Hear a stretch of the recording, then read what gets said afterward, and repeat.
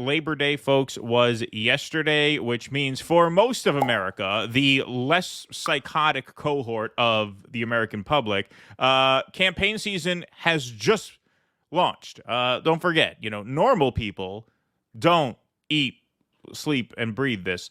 Normal people start following this around this time, post Labor Day, when there's that fall chill just starts creeping into the air, a lovely time of year. And so we're going to take a look at a polling snapshot here, just post Labor Day. Go ahead. It is very strange. It's like nature just flipped a switch as soon as Labor Day was over. Yeah, like it's chilly in my house. It was hoodie weather this morning. I love it. I got a new hoodie this year. I'm very excited. It's like a teal hoodie with a New York State hoodie, New York established, whatever it is, 1788. I love it. It's very comfortable. I like it. I'm excited about it. It's a wonderful time of year. But this is the time of year when most people start paying close attention to who the next president's going to be. And so Politico did this write-up where the race between Trump and Harris stands on Labor Day, according to our polling experts. So this aggregates some data as well, and then we'll nerd out a little bit. I won't torture you guys too much, but I do have that Steve Kornacki streak in me where I can do that, so I'll do it a little bit today. Labor Day is a critical mile marker on the road to the general election, and Kamala Harris has reached it with a slim advantage over Donald Trump. But the former president would still be well within striking distance if the election were held today. Because of Republicans' advantage in the Electoral College, a race that Harris leads nationally by between 2 and 4 percentage points on average is the equivalent of a knife fight in a phone booth, and it's set to be decided. That's a violent metaphor for a nice mainstream outlet like this, especially when it's a man and a woman. That's a little dark. I mean, honestly, that's a little more style. In the pros than I expect from Politico. Yeah, exactly. Yeah, that's pushing the envelope there. And it's set to be decided in a smaller than usual number of states. The polls are extraordinarily tight in all of them, and that isn't expected to change much over the next 9 weeks. In modern presidential elections, where the race stands on Labor Day is usually pretty close to where it ends up once the votes are counted. Of the 7 states that both campaigns have identified as the core electoral college battlegrounds, Harris leads Trump in 3 of them, the blue wall states of Michigan, Pennsylvania, and Wisconsin, according to multiple polling averages. But those leads are small. In only one state, Wisconsin, does an average show a greater than 3-point margin for the vice president. In 3 others, Arizona, Georgia, and Nevada, the polls are so close that different polling averages have different leaders as of Sunday night. This is what really changed about the race since Kamala entered. When Biden was the nominee, Arizona, Georgia, and Nevada were all but gone. Trump had dominant leads in all 3 of those states, not only beyond the margin of error, 2 times the margin of error, 6, 7, 8 points. Now those are very close, and that complicates things a lot, as we will see in a few minutes. Only in the remaining swing state, North Carolina, which Trump won in both 2016 and 2020, and was not even part of the conversation when Biden was the presumptive nominee. That was deep red. Now that's all of a sudden a slight question mark, although I would still be shocked if Trump lost it. Does the former president lead in all 3 polling averages? 538, Real Clear Politics, and Silver Bulletin, the new data journalism site from 538 founder Nate Silver. But that lead is only around 1 point. The 3 states where Harris has a modest lead would be sufficient to win the presidency if she also wins the traditionally blue states and earns the electoral vote from Nebraska's 2nd congressional district, where a split-ticket Survey USA poll released on Saturday gave her a 5-point lead over Trump. In short, Harris is narrowly ahead in the Rust Belt, which would be enough to win, but Trump is breathing down her neck. And those are also the states where the polling has been least accurate and specifically underestimated Trump in the past 2 elections. Former Secretary of State Hillary Clinton led Trump in all 3 states in 2016, only to lose them. And now President Joe Biden's prospects look like a slam dunk going into the 2020 election, but he barely escaped with victories in Pennsylvania and Wisconsin. So if we take a look here, these are some of the averages in these states. Arizona, basically a dead heat. Harris plus 0.2, Trump plus 0.5, Trump plus 0.5. That's all within a point. That's a statistical tie. Georgia, pretty much the same thing. An average Harris margin of probably 0.5 when you add all those together. Harris plus 0.4, Trump 0.2, Harris 1.1. That's a statistical tie. Michigan, Kamala, very slightly ahead, but inside the margin of error. Nevada, Kamala, very slightly ahead, but basically a statistical tie there since none of those leads are outside 1 point. North Carolina, surprisingly close since this was in the bag for Trump when Biden was the presumptive candidate. That looks like a statistical tie at the moment, although I can't imagine that breaks away from Trump. He won it twice before. Pennsylvania, same thing, very small lead for Kamala. And Wisconsin, like the article says, that's the only state where she has, a noticeable lead that hovers the margin of error. So extremely, extremely close. And I've noticed some people sharing this around on X, thinking this means something it doesn't. So this is a question on betting odds to win the presidency. This is not a polling average. Some people confuse that. Some people say, well, Trump has a 55% chance to win. That means he's winning by 11 points. No, that means that when these bettors aggregate 100 simulations of Election Day, Trump wins 55 of them, Kamala wins 44 of them. That is basically a coin toss. Anything inside 60-40 is a coin toss because we're not simulating the election 100 times. We're going to do it for real once, and that's it. Now, the reason why this is so close at such a late point in time is because of this. So these are the swing states. The swing states are in gray. All right. Now, North Carolina, I'm assuming that goes to Trump. If that goes to Kamala, it's pretty much game over. Like if North Carolina goes blue, that means other places are going to go blue. All right. So we'll just give that to Trump since that's likely, in my opinion. Before Kamala became the nominee, it was basically a foregone conclusion that Georgia, Arizona, and Nevada would all be red, which gets Trump right to the doorstep of 270. But as you can see underneath there, that gets him to 268. That does not clinch him the win. So he would need to flip any one of these three. If he does, there you go, Wisconsin, 278. If he doesn't, Kamala still wins with all three of those because she has this second Nebraska district. And like I said, there is a slight chance that it all comes down to that because if Trump could catch her there, that would give you a 269 tie, which, assuming the Republicans keep the House, that would mean the tie would go to Trump. But let's assume Kamala holds that.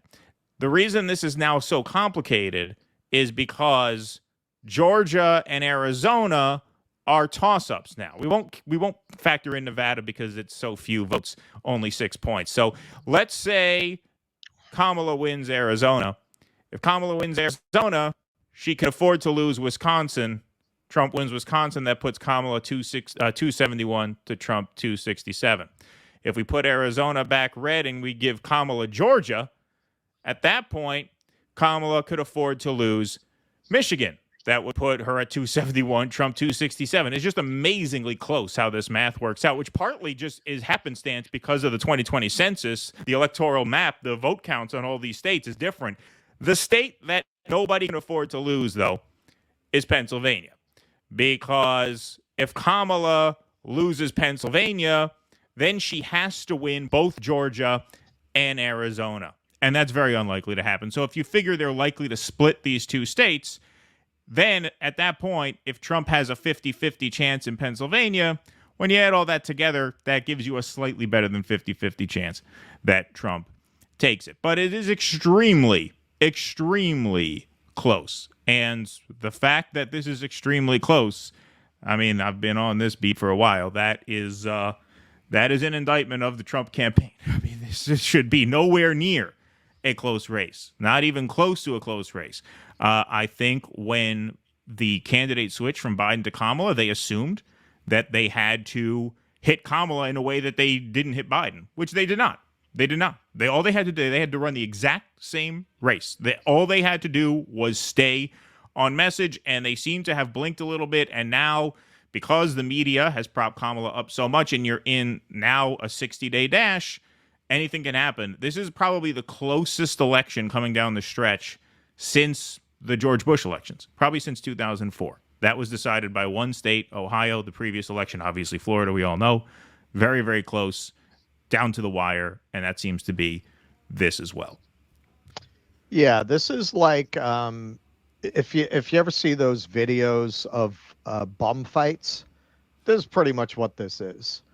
It's two pathetic losers fighting for a prize. And it's quite an indictment of our system that this is what it produced. Just as it's an indictment of our system that it produced Trump and Biden, or Trump and Hillary. Whatever you think of Donald Trump, I don't think any fair assessment, any fair person would argue that if the country were doing well and the system were functioning, it would have produced Donald Trump as a serious candidate for the presidency of the United States. Donald Trump would have been laughed out of the room if he had tried to run for president in, say, 1964. And I picked that year because Goldwater was running, who a lot of people thought was crazy and a libertarian lunatic. That guy plays like Abraham Lincoln next to what we have now. Goldwater is a statesman and a diplomat compared to on either side.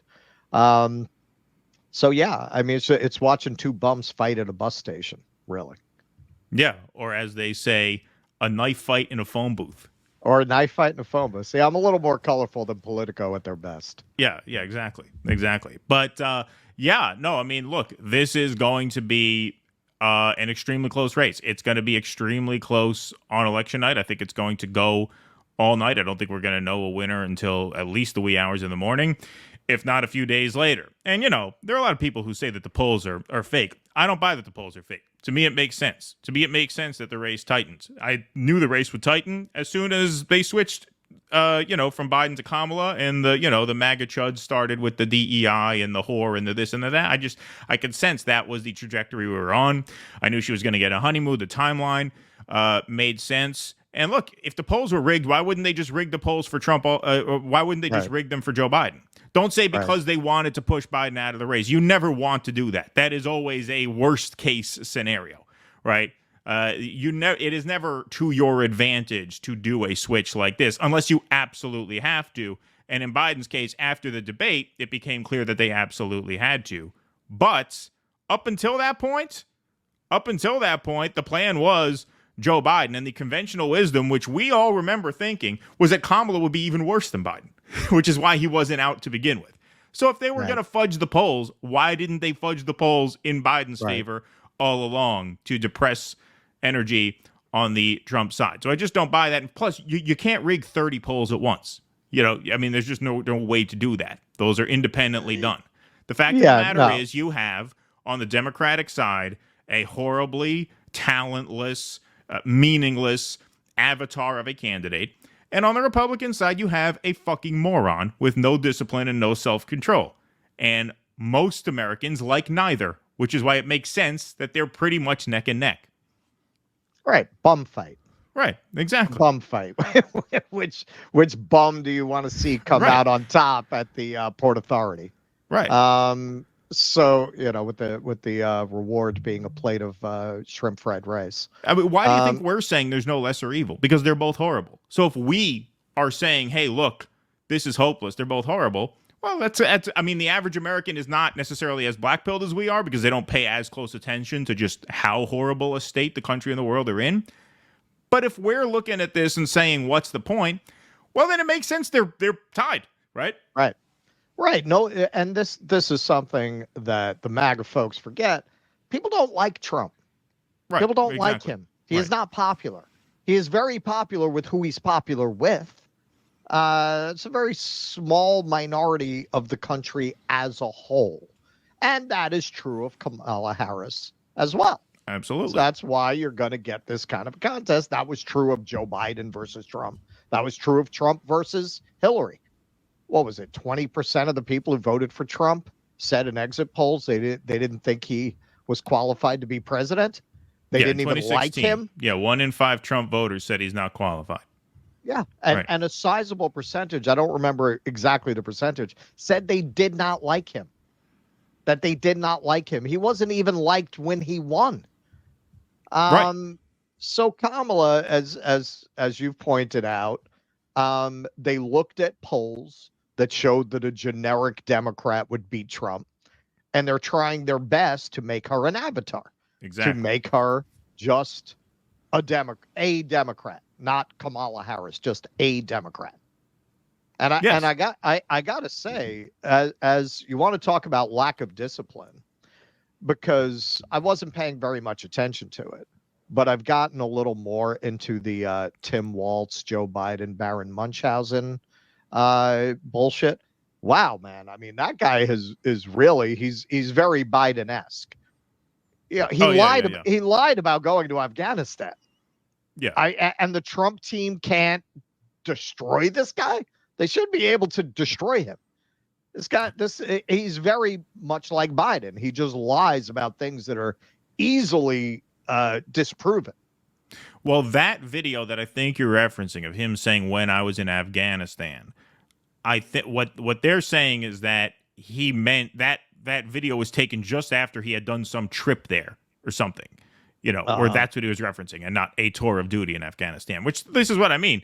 On Twitter, you have to be careful because generally speaking, when a clip is like 15 seconds or less, I wonder what the context is.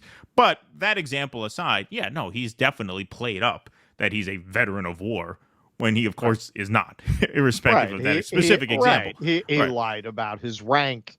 He lied about his origin story of how he got into politics. Like he's very much like Biden. He lies about shit. That's what always amazes me with these public figures. You think they're never going to run that down? Right. Really? They're never. That's no reporter is ever going to dig into that. That's like who was it who got busted claiming he landed under fire in the helicopter? Oh yeah, Brian Williams. Brian Williams. Like you're a reporter. You know how this works. Right. You don't think anyone's ever going to put this together? Yeah.